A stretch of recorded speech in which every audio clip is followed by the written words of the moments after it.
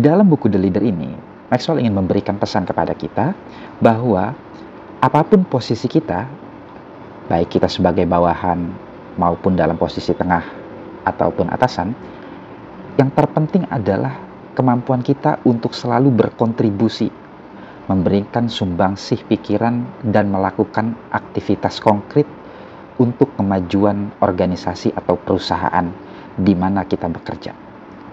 Jadi, kita tidak lagi perlu khawatir, kita tidak perlu lagi risau dengan posisi yang sekarang kita duduki. Yang terpenting bukan itu menurut Maxwell. Yang terpenting adalah apa yang sudah kita lakukan. Bagaimana caranya? Menurut Maxwell ada 3 ya. Yang pertama, kita harus mampu mempengaruhi atasan kita. Yang kedua, rekan sesama kita ke samping. Dan yang ketiga adalah kebawahan kita. Namun, menurut Maxwell, ada beberapa mitos yang beredar sekarang ini, sehingga mitos-mitos tersebut membuat kita menjadi lambat, tidak mau berkontribusi. Misalnya, kalau kita tidak menduduki jabatan top manajemen, kita tidak akan mampu berbuat. Ada lagi mitos, kalau kita tidak menduduki jabatan top manajemen, maka kita tidak bisa memimpin. Kalau kita tidak menduduki jabatan top manajemen, maka kita tidak bebas untuk mengambil sebuah kebijakan. Nah, itu semua keliru menurut Maxwell. Karena yang terpenting bagi kita adalah apa yang sudah kita lakukan, bukan apa yang sudah kita duduk. Apa yang sudah kita berikan untuk organisasi, bukan posisi. Kemudian, selain mitos-mitos tersebut, ada juga berbagai tantangan dan hambatan bagi setiap pemimpin tengah, yaitu pemimpin yang berada di posisi tengah struktur organisasi atau perusahaan. Misalnya apa? Yang pertama, kalau kita bukan top manajemen, maka kita mengalami kesulitan untuk mempengaruhi orang lain, karena kita tidak memiliki power misalnya. Kemudian ada lagi tantangannya, kita mendapatkan intervensi atau tekanan dari atasan langsung. Kemudian kita mendapatkan prototip pemimpin kita yang tidak efektif atau tidak cakap misalnya. Nah, tantangan-tantangan itu semua jangan jadikan itu sebagai kendala bagi kita untuk berkontribusi terhadap perusahaan atau organisasi kita. Justru itu semua menjadi bekal, menjadi trigger agar kita selalu berbuat. Nah, menurut Maxwell, tugas kita adalah melakukan sesuatu. Tugas kita adalah menawarkan ide sekaligus mengeksekusinya.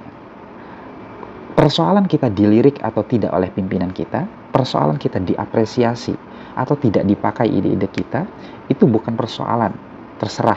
Tetapi yang terpenting menurut Maxwell adalah kita harus terus-menerus secara kontinu tanpa lelah untuk selalu berbuat demi kebaikan perusahaan atau organisasi di mana kita bekerja.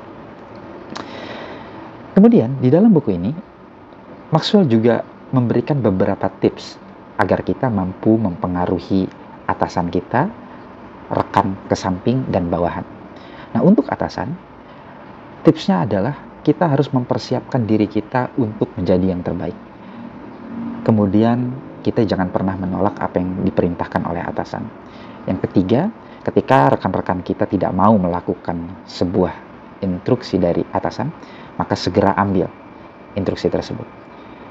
Kemudian, apabila kita dipercaya untuk mewakili pimpinan kita, maka persiapkan diri kita menjadi yang terbaik. Nah, itu beberapa tips untuk mempengaruhi pimpinan. Namun yang perlu diingat, kata Maxwell, adalah ketika kita sebagai bawahan, tugas kita bukan mengkritik atasan atau mencari kelemahan-kelemahan, apalagi sampai membicarakannya di belakang. Justru tugas kita adalah melengkapi sisi kekurangan pimpinan kita. Nah, kemudian Maxwell membagi tips bagaimana kita mempengaruhi rekan ke samping. Yang pertama, rekan kita bukan kompetitor, tetapi partner untuk sama-sama memajukan organisasi atau perusahaan.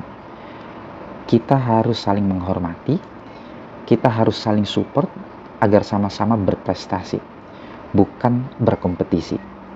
Kemudian, kita jangan terlibat dalam politik kantor. Dan sebisa mungkin kita menghindari berbagai konflik.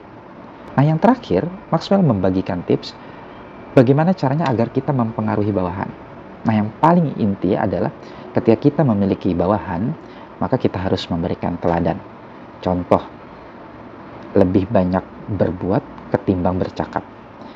Lebih banyak memberikan contoh suri tauladan ketimbang memberikan perkataan. Memberikan petunjuk, mengapresiasi apa yang sudah dikerjakan.